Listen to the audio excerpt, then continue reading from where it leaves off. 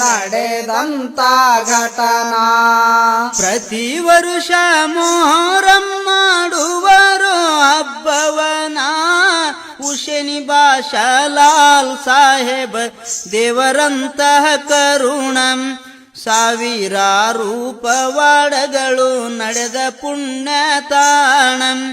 ಸತ್ತ ಜೀವ ಬದುಕಿಸಿದ ಕತೆ ಕೇಳ್ರಿ ಸರ್ವ ಜನ. ಸತ್ತ ಜೀವ ಬದುಕಿಸಿದ ಕತೆ ಕೇಳ್ರಿ ಸರ್ವ ಜನ. ಸತ್ತ ಜೀವ ಬದುಕಿಸಿದ ಕತೆ ಕೇಳ್ರಿ ಸರ್ವ ಜನ.